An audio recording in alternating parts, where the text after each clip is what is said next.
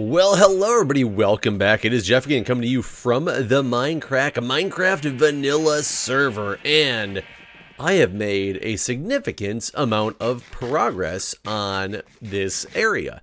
Now, I live streamed a couple days ago as I was working on finishing up the snow base below this for my project and everything, and unfortunately during that live stream I'm pretty sure that I got DDoSed, but at the same time I can no longer confirm nor deny if that is the case or not, because I'll tell you that story in just a little bit. But either way, I was live streaming a couple days ago while I was just doing some of the mundane running back and forth, collecting snow, putting snow down. As you can see from this, all the snow is done. I've done a lot of work off camera on working on this, and I'm actually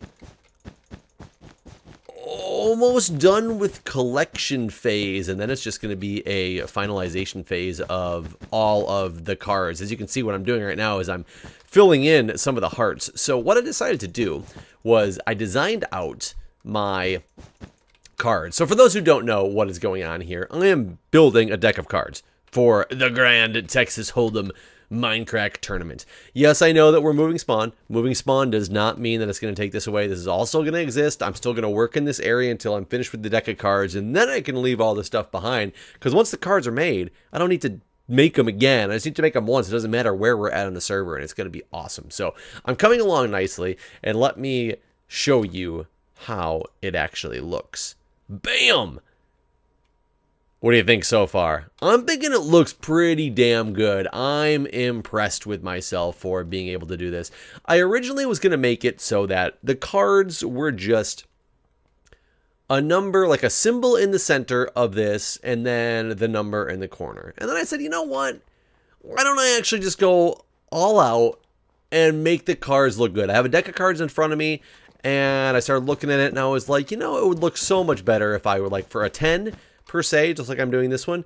If I actually did 10 different of this, whatever symbol it is in the middle of the card, it'll make it look more authentic and more real. It's going to take longer, and it's going to take a lot more, a lot more wool and things like that, but I think it'll be worth it in the long run. So what I've pretty much been doing is, ever since I got the snow down on the ground, is I started designing in of all things Excel. I made an Excel spreadsheet that was the exact dimensions of my barrier or my land area here, and made them perfect little squares, and just started coloring in until I found a good design that I liked. And I think I got designs for everything except for the club right now. I still got to work on getting the club to look a little bit better than what I currently have, but either way, what I also realized was, in doing the cards this way, the card that will take the absolute most wool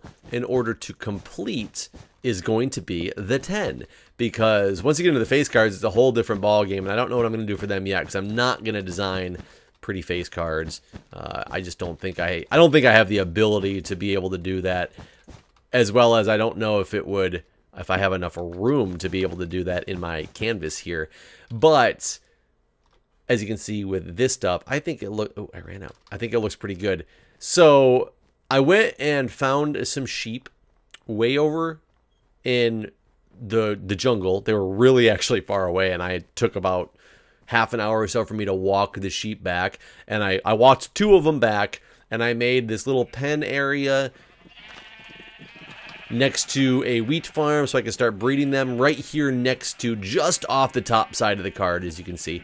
And just so I would have easy and close access to just be able to have sheep, starting to grow all the wool that I need. And once I get enough red wool to satisfy and fill completely in the 10 of hearts, I should have enough, because I'm pretty sure the heart is more wool pieces needed than the diamond is, but I'll have to like verify that. But once I can get the 10 filled in, I should be all set with red wool, be able to dye these sheep all black, or even dye many of them black, and then kill the rest of them and start breeding them again to get enough black wool.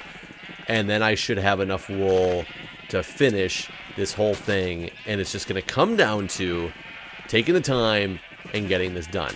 So I got to spend a lot of time off camera after I got back from London working on this. Unfortunately, I have also started work again today, and work is hectic and is not going to be extremely conducive to being able to spend a lot of off-camera time, but we're going to get it done anyway. But again, I want you guys to take a look at this and tell me what you think, because I think it looks great. I'm just trying to fill the rest of this stuff in with red, and I think we're going to be all set. So if you like it, let me know. If you don't, go ahead and let me know that as well. Let me know what I could do to improve it, but I think it looks pretty good. Now, as I was saying earlier, I was live streaming earlier in the week when I was doing a lot of these mundane details, and I was literally just going back and forth, getting snow, talking to people in chat, having a good old time. Just a lot of back and forth was going on. And out of nowhere, I started to get really laggy. I started dropping connection. I started dropping my stream. I wasn't sure if I was having internet issues or if I was being DDoSed or what the deal was. I still think there's a good possibility that there was a DDoSing going on, but I'm not 100% positive on that, and I'll tell you why.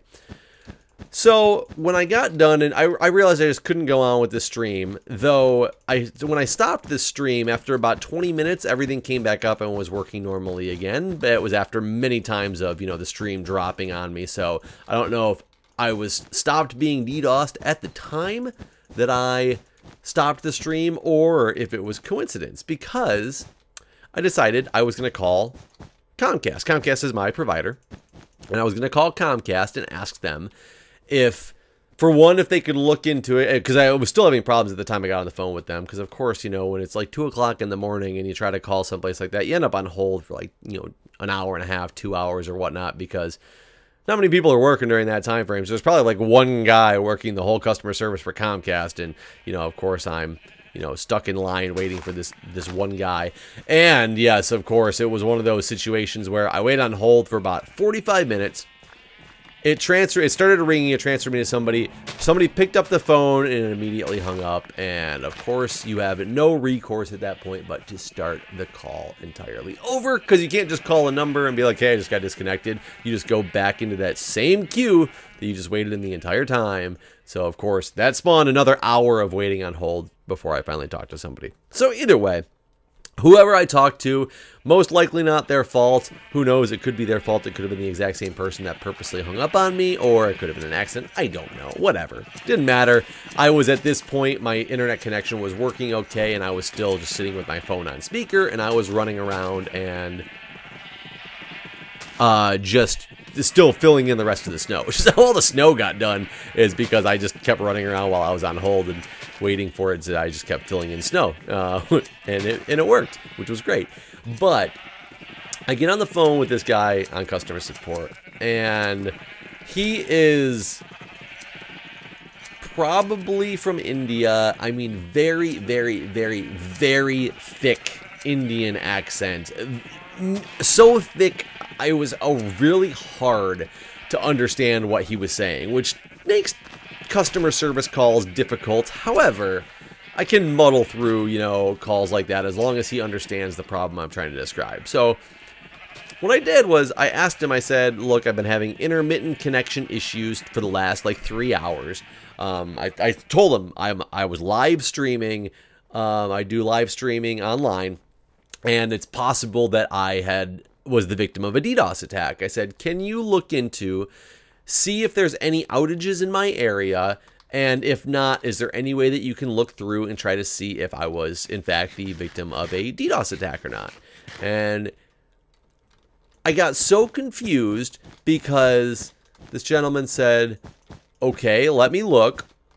No, there's no outages in your area at this time. And no reported outages in the last, you gave me like a time frame, a couple hours or 24 hours or something like that. And I said, okay, is there any way then that you can look to see if I was the victim of a DDoS attack? And he says, hold on. Okay. Yes, as I said, there's no outages in your area. And I said, no. I understand that. You told me that already. Can you look and see if I was the victim of a DDoS attack? Is there any way that you can, look at that stuff. And he never once sat there and said, I don't know what that is, or there's no way I can look at it. He just kept saying, okay, let me look. Yes, there's no outages in your area at this time. Is what he just like kept repeating. And I was just like, I was about to give up, but I was like, look, is there any way you can put like a trace on this or something like that, just to see, you know, something on my account so that you guys can watch it for the next, like, you know, day or two to see if, you know, somebody is trying to make it like drop my internet connection. And then he responded with, yeah, there's no outages in your area. They only affect cable TV. It should not affect you. Things should be working now. And I was like, excuse me? I don't understand what you're saying right now. He says, there's no outages in your area. The only outages shouldn't be affecting you. And the outages that were affecting you have been resolved. And I was like, whoa, whoa, whoa. Start back over. You keep telling me there's no outages in my area. I said, but you're following it up with the fact that there are outages in my area, but they're just not related to the internet, which you then followed up with the fact of the outages that were affecting my internet have now been resolved. But you're also telling me that there's no outages in my area. And he goes, that is correct, sir. And I was like, no. Start over. Tell me again. I asked you if there's outages in my area. You told me there are not outages in my area. But then you said there are outages in my area. They just shouldn't be affecting my internet. And he's like, yes. The outages in your area are not affecting your internet. They're only affecting your cable TV.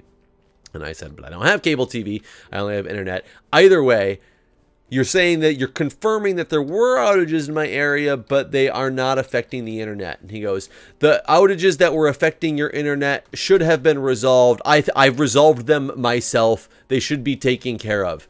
Is there anything else I can help you with? And I was like, no. You need to start over one more time. I was like, you've told me on numerous sentences that you've given me that there are no outages in my area, and there were not outages in my area. You even gave me a time frame of when the last outage was reported in my area, which was like over 24 hours ago.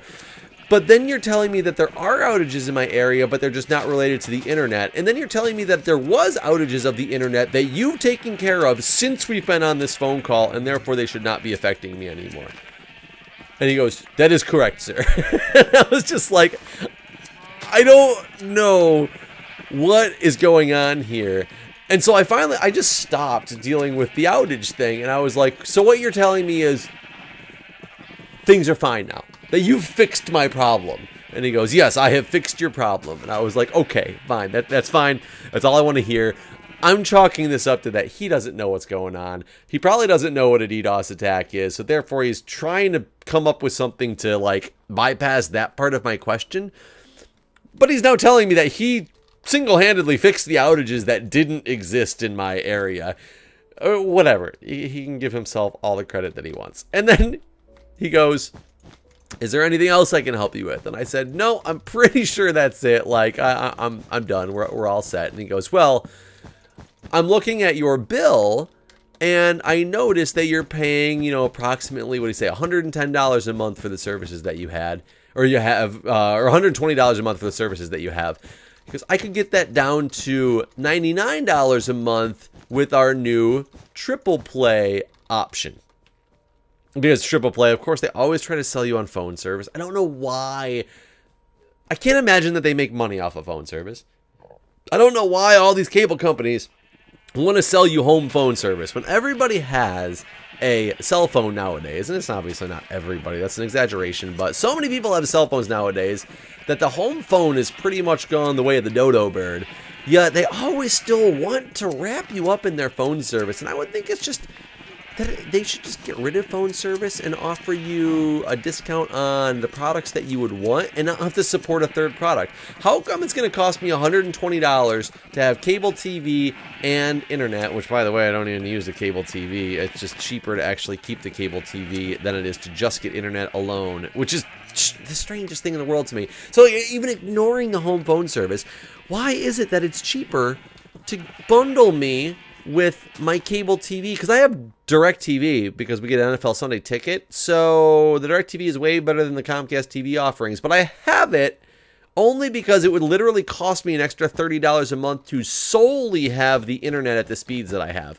But to get the internet with the speeds that I have and cable TV, it's $30 less a month. Which is, why do you want to have another service in there that you're supporting but charging me less? Just support me for one less service and charge me that amount of money, because then you don't have to deal with me trying to call and complain that something's wrong with that service. Or I don't get that part of the business, because you can tell me all you want that by somehow bundling me in here that it's going to make me a I don't even know how to say it, because if I'm gonna have your cable anyway, why do you want me to be? Why do you want to be supporting an extra service that I have that I'm not even using? But either way, the phone thing, they try to ring me into the phone thing this last time I was on the call, and so I was like, well, do you have anything that's just a double play or even just a single play that would be cheaper? And he goes, no, it's only the triple play specials. And I was like, okay, whatever. Fine, if you want to give me a third service that I'm still not going to use anything of, go ahead. Talk to me about your triple play special so that I know what it is. And it was basically, you know, internet, cable TV, and phone to save me $20 a month that I'm currently paying. And I said, okay, you know, that sounds good. Is it the same, like, speeds and stuff that I have now? Because I pay extra to make sure I have a faster speed plan.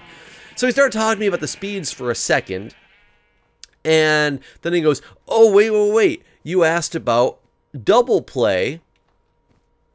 A pop-up just came up for you with a home security system.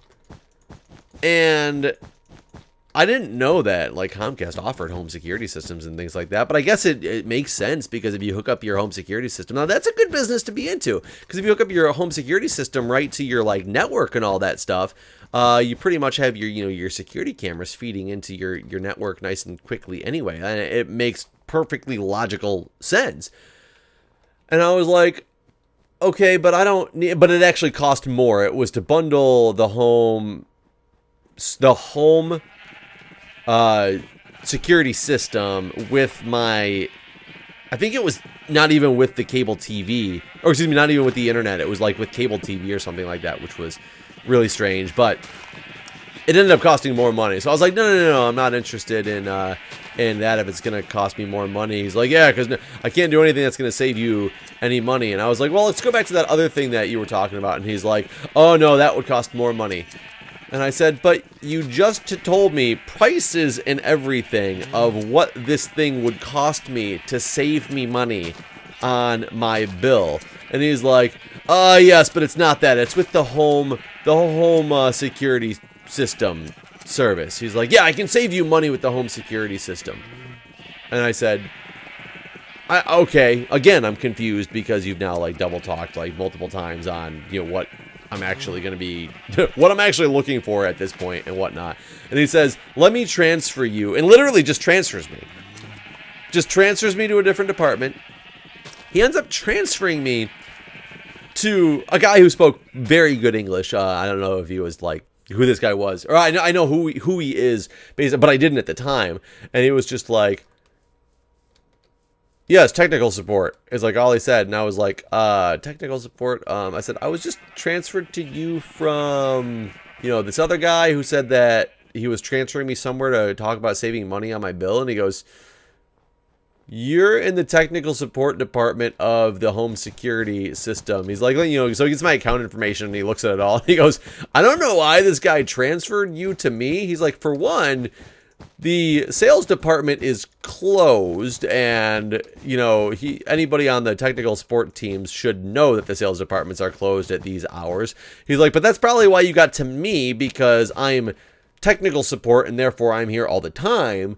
He's like, but there is absolutely no way that anything that we can do by adding a home security system to your bill is going to save you money. He's like, I have no idea why this guy, because he was kind of like making fun of him, which I thought was, you know, kind of funny. Probably because he deals with this stuff all the time. But so either way, it was weird. He transferred me to this guy who obviously was straight up telling me, no, there's no way that you can save money by adding a home security system to your home, because it's, you know, it's a cost incurred, because it involves, like, getting cameras and, you know, 24/7 support of people watching it, and he's like, this is, you know, just kind of ridiculous. But not only did this first guy I talked to, he couldn't give me a straight answer on if there was an outage in my area. And then when there was an outage in my area, quote-unquote outage, he single-handedly fixed it for me on the phone, and therefore I wasn't going to run into this issue again. And who knows? Maybe he did. Maybe I was getting DDoSed, and he saw that I was getting DDoSed, and he was able to block it or something like that, but just not able to articulate that that's what he did, because I have not run into a problem since. It's been fantastic. Great upload speeds and all that fun stuff. Ah, there we go. I was like, I thought I started putting things down here. So who knows? Maybe he did, but it was really weird conversation to have with somebody about this stuff, because he just could not articulate like any of the questions that I was asking him, and it was getting really, really frustrating. God, look how close this card is to be a ton. Oh my God, I should start dyeing some of these guys black though, because I really don't need that much more red wool. I'll probably let these guys grow some wool for a little while, just to ensure that after like I get all of the hearts done, and just to make sure that if the diamonds do take up more, I don't think the diamonds will take up more. I'm pretty sure the heart takes up a lot more space in my little template than the diamonds do. So either way, I'm dealing with the 10. This is the first card that I'm building, but this first card that I'm building is almost completed. So I really want to know what you guys think about this design. This is what all my deck of cards will look like. Oh yeah, we can actually go look at it in a much cooler way. Let's go all the way up to the front of this line. I need to get some real food going here in a minute. I'll do that off camera. I'll just deal with getting some bread out of this wheat. But all the way over here, let me drop off these 30 pieces of wool that I have real quick so we can go look at this. Okay. So if I go all the way up here, I have an item frame set up because I was looking at this. And this is one of the reasons I wanted to do this on maps as opposed to anything else, just like renaming books or whatever. Not only can you see it and it looks really cool even in your inventory, but you can, boom, throw them up on the wall and check that out. How cool does that look? And now, one thing I will show you is I got to make sure when I get these finished that I move them to their respective spots. Actually, if I take this and it's up here, let me just see. If I had this in here and I took this, oh, I just need to make sure I put it in that part of my inventory. Okay, that's going to be fine. So, check it out in case you don't know. This one's called Card. This is part of my testing. But I don't want to do one with a name yet because I'll show you when I come back through. If it's named something, when you put it up in an item frame or you hover over it, as you can see, this one's called Map. It'll hover over and tell you exactly what it is. Or if I put my hand over it like this. And I'm not sure if I want to name them yet, the name of the card, because that might ruin the game. So I think I'm going to have one deck that's just completely like map something or other, and it's going to be random. And the other one is going to be called the actual cards and see what actually messes with the game. So I think if you have a dealer, you're fine. But check this out. So if I look at this map, it's almost done. My 10 is almost complete. Whereas I look at this old one, notice there's less of the hearts filled in, because the last time I updated this particular map was when I only had 5 of the hearts filled in. And that's the concept of how this is going to work. Like, I'm going to name this one the 10 of hearts, or have this one be the 10 of hearts. I'm going to go lock it away in a box somewhere. Redo the 10 to like a 9 or an 8 of hearts or whatnot, or however the next one is that I want to do. And show off that, yeah, like, show off that, boom, it's a different card when you open up a different map, and I think that's going to look pretty sweet. However, the problem I have with the naming of them as well is I don't care if this one gets updated again because it's not a good card. So now that I'm here, boom, now this one is going to be, well, it's going to be updated. It actually has problems when you come in and out of the portal. If I were to leave the game and come back in, this one would definitely like re-update. I don't know why it sometimes just stops doing that when you walk it in and out.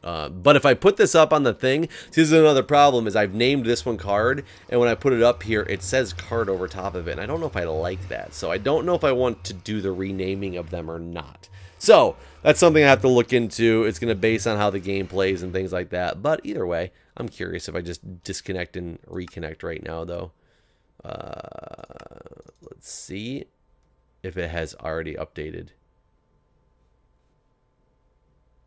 Or doesn't want to let me back in. Maybe because I was talking about that guy at Comcast, like people are upset and they're DDoSing me again. It's possible. They just knew with like a sixth sense. They were like, oh, he's talking about that dude again. It's a good possibility. Why can't I get on the server? I was just on the server. You guys just saw me on the server. Well, either way, I guess it doesn't really matter. I can wrap this episode up now. We had a good talk. And anyways, guys, hit that like button and stay tuned for the next episode. See ya.